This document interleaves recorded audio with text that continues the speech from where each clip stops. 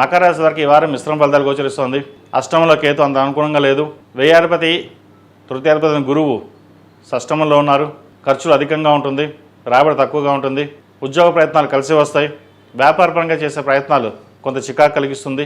కుటుంబంలో సహోదరి మధ్య విభేదాలు వచ్చే అవకాశం గోచరిస్తోంది. ఆస్తి తగాదాలు ఉండే అవకాశాలు కూడా లేకపోలేదు.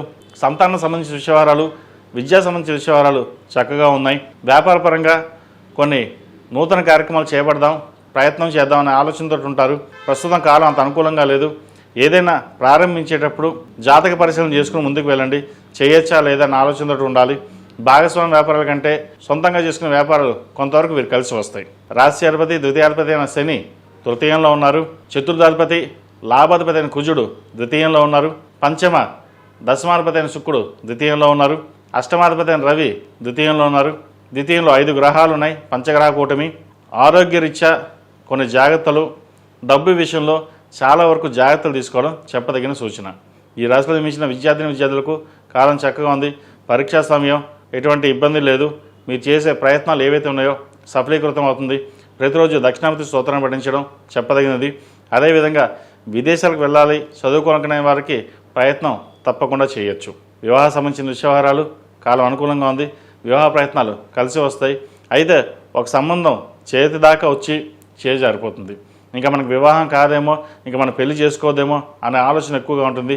అవన్నీ పక్కన పెట్టి ఏదైనా దైవానుగ్రహం ఎందుకు జరిగింది, ఇది మన మంచికేనా అనుకుని వివాహ ప్రయత్నాలు ప్రారంభించండి. మంచి సంబంధం కుదిరే అవకాశం ఈ వారం గోచరిస్తోంది.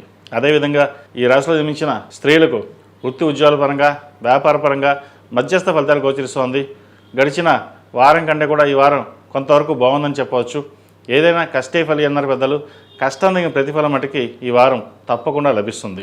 అదేవిధంగా భూ సంబంధించిన వ్యవహారాలు, కాంట్రాక్ట్ ఫీల్డ్లో ఉన్న వారికి, రియల్ ఎస్టేట్ రంగంలో వారికి అంత అనుకూలంగా లేదు.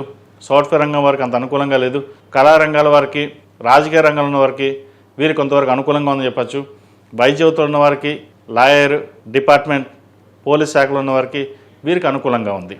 ఈ రాశివారు ప్రతిరోజు ప్రతినిత్యం అష్టమూలికా తైలంతో దీపారాధన చేయడం, అదేవిధంగా నలుపు ఒత్తులతోటి శనివారం నాడు దీపం పెట్టడం వల్ల మంచి ఫలితాలు సంప్రాప్తిస్తాయి. ఈ రాశిలో జన్మించిన వారికి కలిసి వచ్చే సంఖ్య 5, కలిసి వచ్చే రంగు నేవీ బ్లూ.